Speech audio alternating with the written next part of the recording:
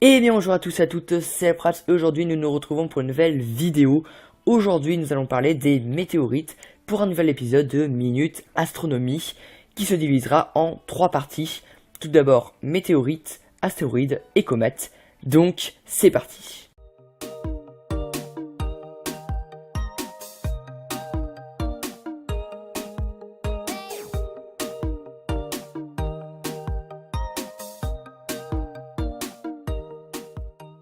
Tout d'abord, nous allons commencer par la définition de ce que c'est qu'une météorite.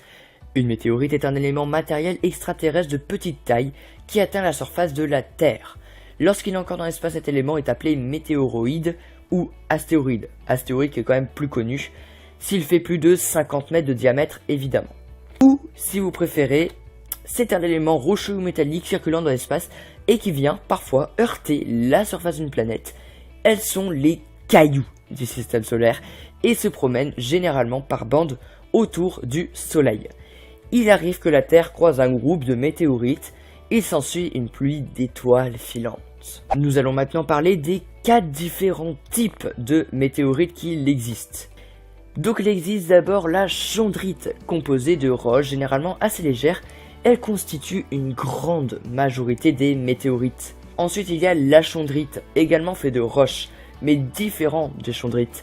Certaines sont en partie des météorites lunaires ou des météorites martiennes. Les sales chondrites sont quand même assez rares. Sidérite, composée essentiellement de fer et de nickel, également l'un des types les plus répandus.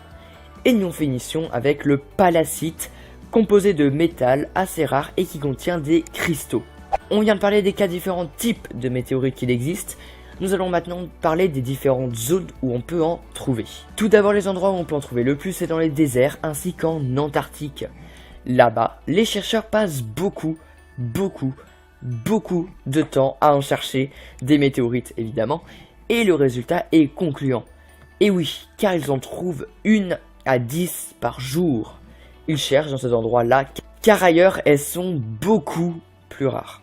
Mais attention, si vous voulez vous lancer dans des recherches comme celle-ci, il ne faut pas confondre une pierre normale et une météorite. Tout d'abord, une grande partie des météorites contiennent du métal, donc du fer, du nickel.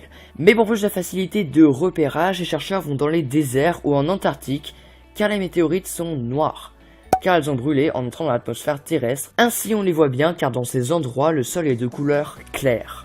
Et voilà, c'est déjà fini pour cette petite minute astronomie. J'espère que vous l'avez apprécié, donc très courte minute astronomie. En tout cas, moi je vous retrouve à la prochaine pour cette fois les astéroïdes. En tout cas, c'était El Prats, je vous dis à la prochaine, à plus.